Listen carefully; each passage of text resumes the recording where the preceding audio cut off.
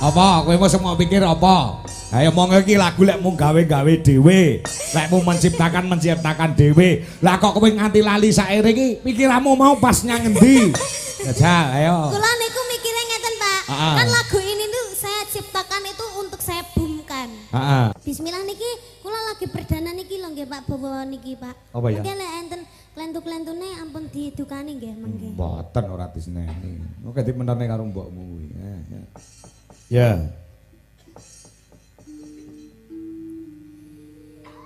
Kiraku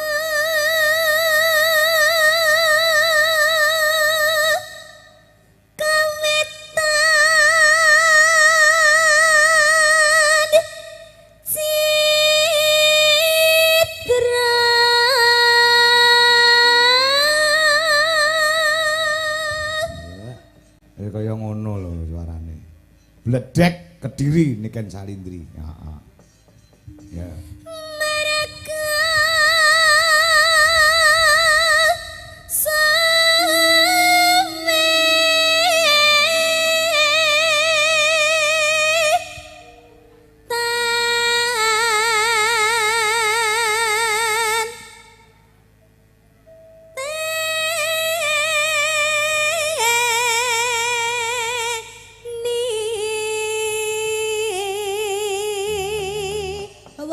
Bawa ket mau panggah ngono ae. Lian-liane nyanyi kok. Panggah ngono. Anu lho Pak. Sapa? Mbak Copet. Iya pancene nek karo kowe iki lara ati kok. Nek karo kowe iki laire tok apik ning batine iki keloro-loro. Mergo arep mok pek.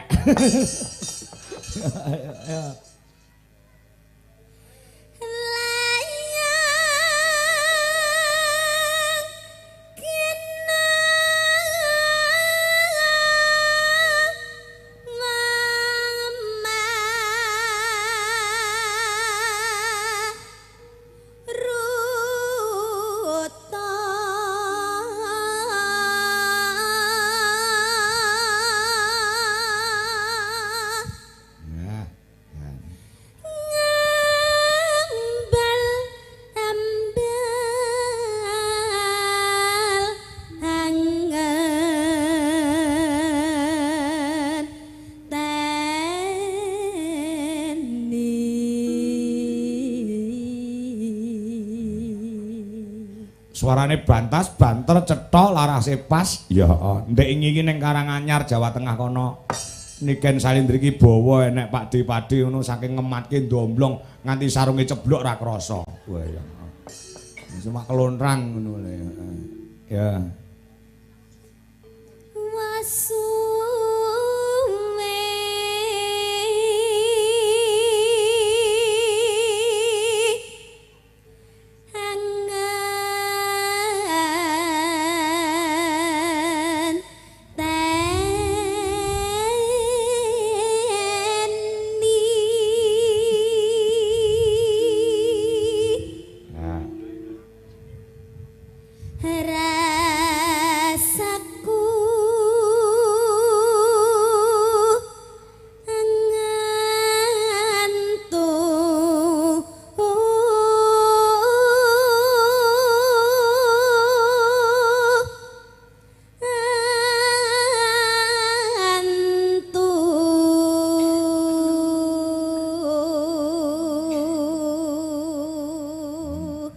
Nduk Ken? Iki entuk salam saka bundamu sing ana Jakarta. Bunda Santi. Salam buat Nduk Niken Mas Kanko. Nggih, salamkan balik ya. Nggih. Niki mugi entuk WA Nduk Niken. Nggih. Mas Nanang Tunanetra sing nonton.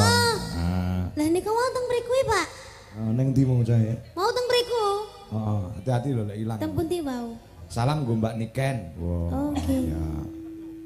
Ya, terus? Bicara krungu samaya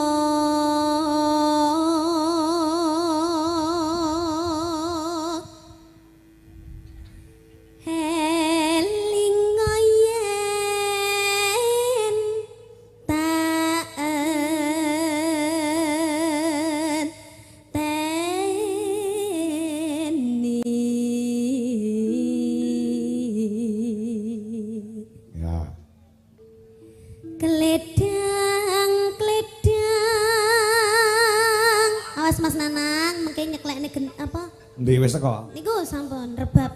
Oh alah nggen ya. Wong mripate ora aruh kok ya tekan ngendi-ngendi. Iki yo WA aku meneh. Lek chat kula niku mboten tipu lho, Pak. Hah? Lek chat kula niku mboten tipu lho. Apa ya? Nggih. Ora tipu. Mboten. Lah iki lho WA aneh iki lho.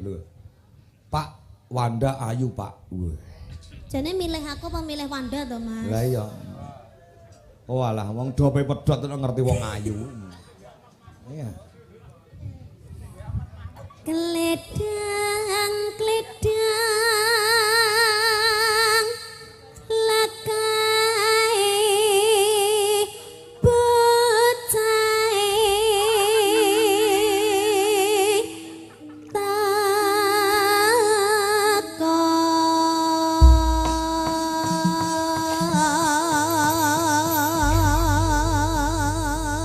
Wah, jebule sing WA dudu Nanang to, Pak. Ha iya, panjen bocah tua nakal. Tibake impenku nggih, Pak. Impenku oke, ya. Iya nak, buka celuk nak. Ya.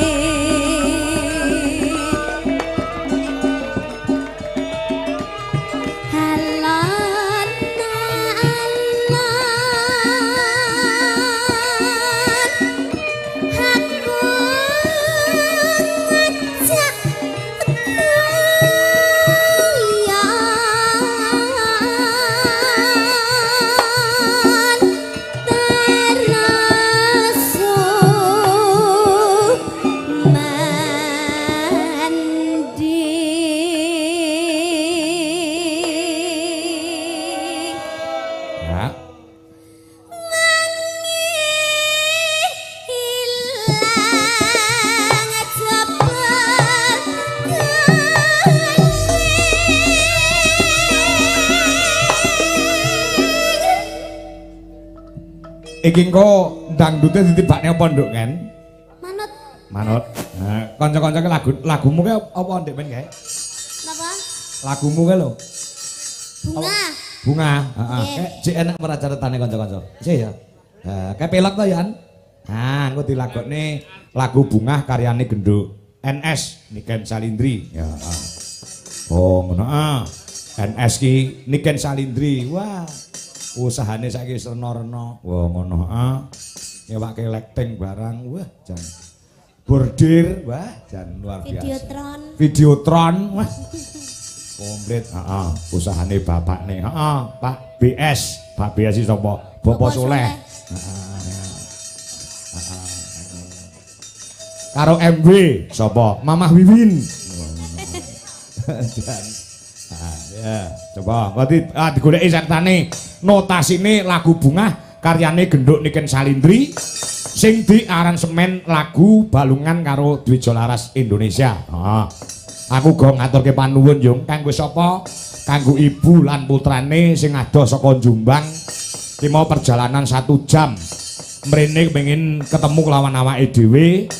Mergo insyaallah bakal nanggap awake dhewe. Tanggal pira? Tanggal 20. 20 sasi apa? 20 September taune 2026. Aduh men. Ya, monggo Bu lawan Mbak Yu. Ya, nganti lali aku asmane. Heeh, ya.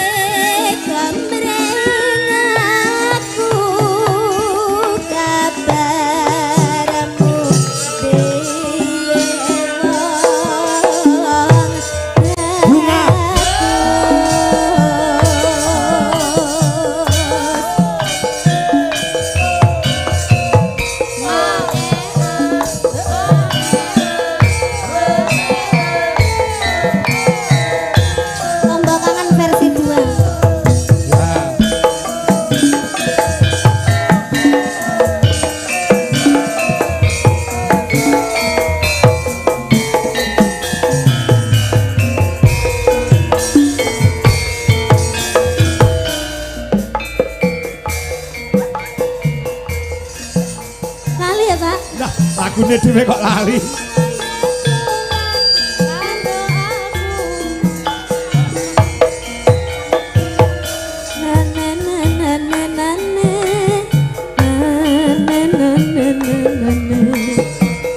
Jejer wong loro kaya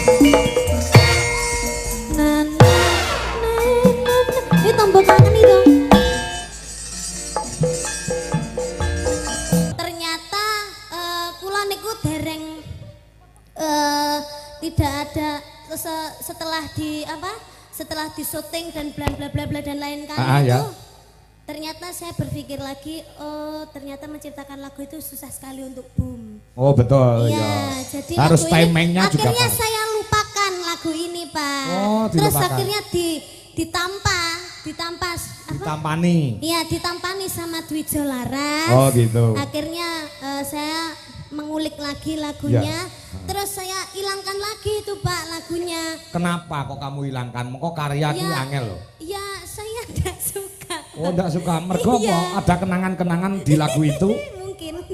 Mungkin, iya.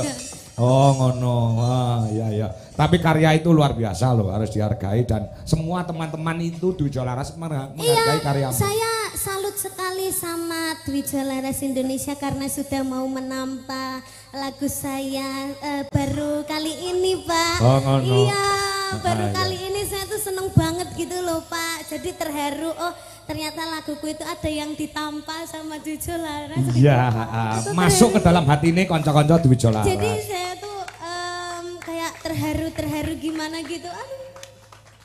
Iya ternyata. Wes. Lah iya. Kanca-kanca ki senengane ngopen-ngopeni ngono kuwi. Ora mung karya-karyamu tok, karyane Mbak Narto Sabdo, karyane piye-piye dhisik iki diopeni kabeh, ngono lho. Iya. Pak, makasih banyak ya, Pak. Apa? Karena sudah menampa laguku tadi. Iya, jangan saya tapi teman-teman. Oh ya, terima kasih ya buat bapak-bapak pengrawit. Masa bapak? Iya, banyak bapak-bapaknya di sini. Oh. Kakak-kakak ada enggak? Yang kakak-kakak ada enggak? Kakak-kakaknya ada 3 aja sih, kayaknya yang lain bapak-bapak. Oh iya. Ada yang kakek-kakek enggak? Yang kakek-kakek, bentar saya deleng dulu. Iya. Kayaknya tidak ada yang kakek-kakek itu. Enggak ada. Iya. Iya. Oh ada, kalau eyang ada itu yang beduk itu eyang itu. Ya, eyang Mayangkoro ya itu ya. Yang betul. Pini sepuhe kuwi. Aku di WA nduk karo Mbak Santi supaya ngaturke duit 500.000 kanggo nduk niken. Nggih, paringno Bu. Iki wis disaran paring aku. Paringno nduk Cahyu. Wis kowe Ibu, kaya apa? Aja engko ndarani ora diparingke. Dikengken transfer jenengan kali Ibu, wau. Ora diparingke cash wae. Ya. Diparingke cash. kanggo gen Mbak Santi mirsani saka Jakarta.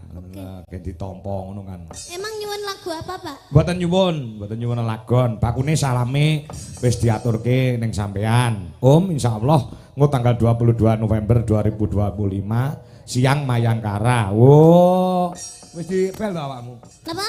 2000 iki lho tanggal 22 November siang Mayangkara. Heeh, teng kene Mbak Santi. Mboten ngertos. Wah lah iya.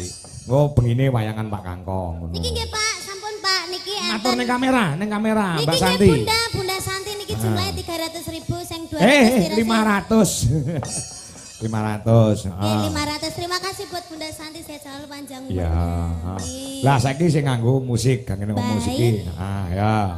Apa lagune? Nah, ini kita kasih yang hot apa yang apa ini Pak Bu? Yang hot. Apa ya? Aja.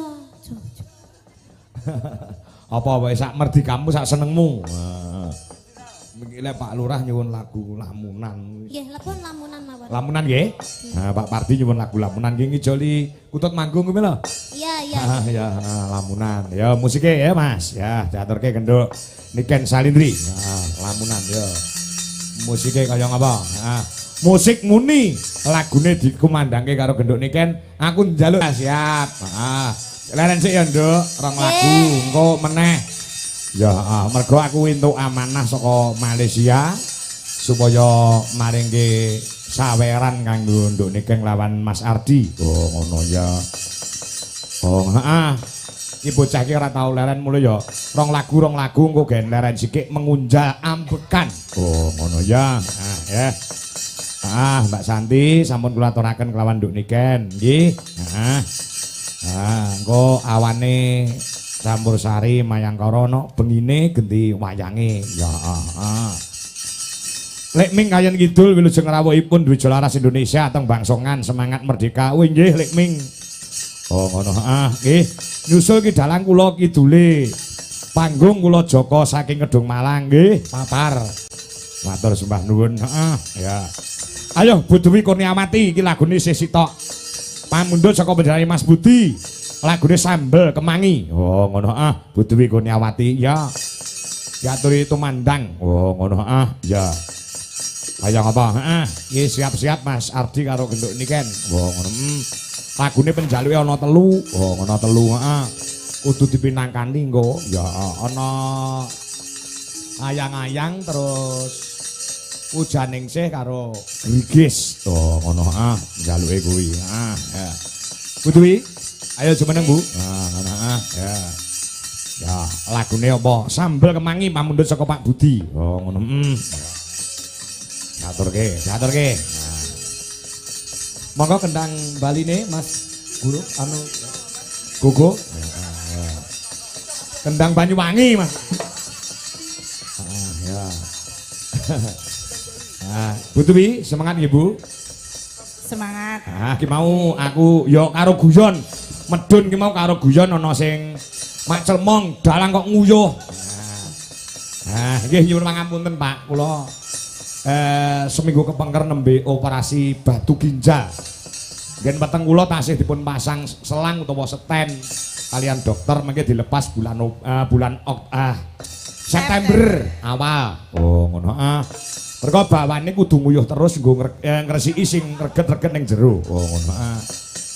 Ya nyuwun pangapunten nggih. Wong biasane ya ora tau nguyuh. Gandeng iki kesehatane urung stabil ya kudu manut karo dokter sik. Nggih Bu nggih. Ngoten nggih Bu. Nggih, leres. Ngendikane dokter Wibisono spesial urologi ya. Nggih, leres. Nggih. Nyuwun donganipun insyaallah mengko tanggal 8 napa 7 Bu Dewi dilepas 9 September dipun lepas tenipun. Oh ngono. Dadi iki nguyuhe jek metu abang-abange ngono kae. Ya ora apa-apa ya, ora apa-apa. Ya, monggo.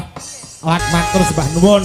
Ya uga iki dimirsani sing saka mburi kelir ya pirang-pirang sing do nonton ana layar no. Mergo panggonane wis ora muat kanggo para pamirsa. Urung sing mirsani lumantar YouTube iki mau mencapai 5.200 pasang mata. Ya. Urung sing ana TikTok iki uga mencapai 2.000 lebih. Oh, ngono yang menyaksikan pagelaran pada malam hari ini ya sisan mumpung iki sing nonton pirang-pirang becik sing ana lokasi lan ana ing streaming tak kon waspada lan ngati-ati saiki penipuan iki maneka warna aku awan mau meh kapusan no. Oh ngono tenan tak critakne mergo iki men kabeh ngati-ati modus-modus penipuan kuwi saiki maneka warna. Oh kowe awan mau meh kapusan ya. Enek wong ngebel aku jare ngakune saka Dinas Pertanian Kabupaten Sragen arep wayangan tanggal 4 September ya 4 September anu tasih kosong Pak Kangko tasih kowe ngebel aku njaluk dikirimi rekening njaluk dikirimi nomor induk njaluk dikirimi invoice wis tak dikirimke kabeh dadi ya terus ana sing ngebel meneh ngakune staf saka bendahara saka Dinas Pertanian Sragen. Oh ngono ngebel aku bekasane Pak Kangko anggaran yang penjenengan ajukan sudah disetujui dalam rapat pada siang hari ini mau ditransfer tolong dikirim nomor rekeningnya bukan nomor pribadi tapi nomor rekening Dwijo Laras Indonesia. Oh ngono tak kirim no ya dadi regane dadi rega 85 juta. Oh ngono ngono ya bekasane kono let 2 jam ngirimi surat utawa ngirimi bukti transfer tulisane berhasil. Oh ngirim 47,5 juta kanggo DP pagelaran. Oh ngono ya Pak Kangko ini anu nuwun sewu anggene transfer kula kakean 7,5 juta yang 40 buat DP Pak Kangko yang 7,5 juta buat DP Happy Asmara. Oh ngono kuwi aku wis ora percaya sik mosok Happy Asmara gelem wayangan kuwi tak kon ngati-ati tenan kanca-kanca seniman. Oh ngono ya ini transfernya sudah saya terkirim dan sudah berhasil saya transfer. Oh ngono tolong dikembalikan sekarang yang 7,5 juta ke nomor rekening bla bla bla. Oh ngono lah aku gandeng jek kurang percaya aku neng ATM tak delok ternyata belum ada transaksi yang masuk ke rekening Dwijo Laras Indonesia. Oh kono ngebel terus no. Oh kono ngebel terus no iki buktine ning nomor WA aku ono. Oh ngono tolong Pak Kangko segera dikirim ini dari manajemen artisnya ngoyak-ngoyak terus yang 7,5 harap ditransfer ke nomor rekening ini mongko dudu nomor rekening manajemen Happy Asmara. Oh ngono aku wis curiga kok ngoyak-ngoyak tak jarke telepon tak jarke lah WA meneh Pak Kangko ini gandeng mendesak yang 7 juta saja yang 500 buat Pak Kangko iki aku wis mulai curiga.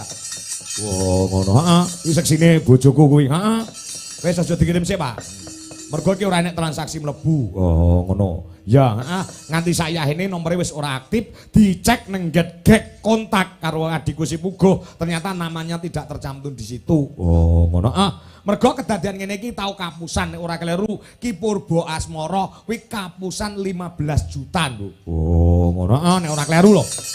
Ya mergo DP-ne kakean kon balekke. Saiki kanca-kanca dalang kanca-kanca seniman hati-hati dengan modus-modus seperti itu. Oh ngono ya. Ya nek rengeneng bukti transfer masuk dibuka neng nggon rekening rung mlebu tenan duwite aja pisan-pisan ngirim balik. Oh ngono ya. Ngati-ati ya ngati-ati penipuan-penipuan sing kaya ngono mula tak umumke sisan. Aja nganti enek kurban-kurban meneh. Oh ngono mergo iki wis tau kapusan kaya ngono kuwi. Ora akeh jane mung 2 yuta. Tukang dodol wayang WA aku Pak niki enten wayangan murah-murah. Mang tuku, tak tuku bareng transfer ilang sak wonge. Wong sak nomere ilang, modus sing kaya ngono kuwi saiki kudu ngati-ati, jamane wis tuwa no. Oh ngono. Lah terus transferane bukti berhasil transfer mau kuwi iso diedit saking pintere wong saiki. Oh, nadyan to wis enek tulisane berhasil transfer. Ning aja percaya sik nek urung mok cek neng bank utawa cek saldo. Oh ya. Ngono ya iki nggih masyarakat ana ing bangsongan barang hati-hati Pak Lurah perangkating desa. Nek modus-modus transfer seperti itu harus dicek dulu ke bank. Benar-benar sudah masuk atau belum. Oh ya. Saiki mau iki ana pengumuman nggo supaya selamat kabeh. Oh ngono meh kapusan 7,5 juta. Oh ngono ya. Ya alhamdulillah bojoku ya kenceng. Bojoku ya nggondeli aja ditransfer sik Pak. Sing nganti urung enek sing mlebu aja nganti transfer. Nah, nyatane ya alhamdulillah slamet 7,5 juta. Ya. Mbak Retno Congpe karo Wiwi Irnawati pumpung kendange jek Banyuwangenan. Wah, ngono engko bar iki gek ngene niken. Ya, lagune apa? Lagune Banyuwangenan meneh. Ya ning garap gamelan Bali sik. Oh, ya. Cek M banking, Mas. Sampun kula cek. Delalah niku sing digoleki nomor rekening sing ora enek bankinge. Saking pintere malinge no. Oh, ngono. Tak kei nomor rekeningku pribadi sing enek M bankinge ora gelem. Oh, ngono. Ya. Ya, coba. Lagune Loro Sesigar. Ya, Ya, menghimbau untuk semua masyarakat supaya hati-hati dengan modus seperti itu. Ya. Yo, monggo para kanca pun aturaken lagune Loro Sesigar. Yuk, dados.